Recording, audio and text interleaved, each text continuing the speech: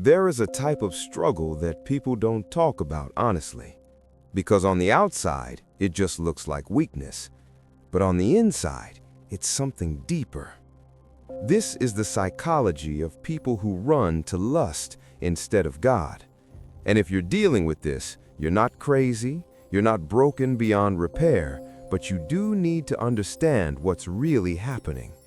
Because lust is not just about desire, it's about escape. Most people think lust is driven by pleasure, but that's not actually true. Lust is driven by pain. It's what people turn to when they don't want to feel what's really going on inside them. Loneliness, rejection, stress, shame, confusion. Instead of sitting in that feeling, instead of facing it, they run to something that gives instant relief. And lust is one of the fastest ways to do that.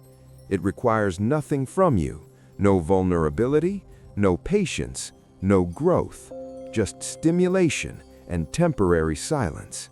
For a moment, everything shuts off. And that's what makes it dangerous, because it works.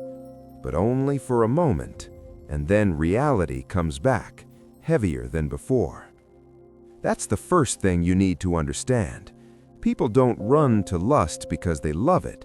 They run to it because they don't know how to sit with themselves. The second layer is this: lust gives you control. When life feels uncertain, when relationships are complicated, when you feel rejected or not enough, lust becomes a space where you are in control. There's no risk of being hurt, no risk of being judged, no risk of being abandoned. It's predictable, and that predictability feels safe. But it's a false kind of safety, because while you're controlling that moment, it's slowly controlling you. Your mind starts to rewire, your attention gets weaker, your discipline starts to fade, and your ability to connect with real people and with God starts to decline. Not all at once, but slowly, quietly. That's why so many people feel spiritually distant but don't know why. It's not always because they stopped believing, it's because they replaced connection with consumption, and over time, that changes you. The third thing is avoidance of God Himself. This is the part most people don't want to admit, because deep down, they know. God requires something that lust doesn't. God requires honesty. He requires you to come as you are, without distractions, without hiding, and that's uncomfortable. Because when you get quiet with God, you start to see yourself clearly. Your habits, your patterns, your compromises, your wounds.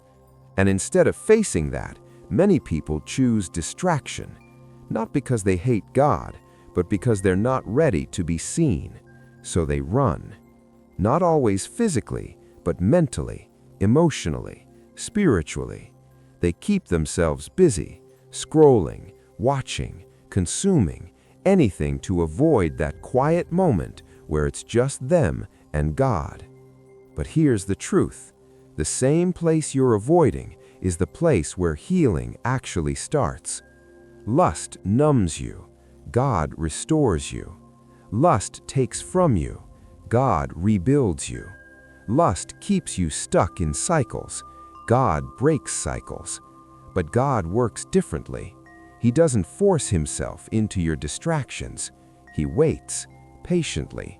Even when you run, even when you fall back into the same habits, even when you feel ashamed, He doesn't leave.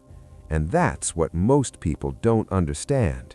The reason you feel that tension, that guilt, that quiet pull back toward Him, that's not condemnation. That's Him, still reaching, still calling you back, not with anger, but with truth, because He knows who you're supposed to be, and He knows what's holding you back. So if you see yourself in this, if you've been running to lust instead of God, this is not the moment to hate yourself. This is the moment to wake up, to realize what's actually going on, and to make a different decision. Not a perfect one, just a real one.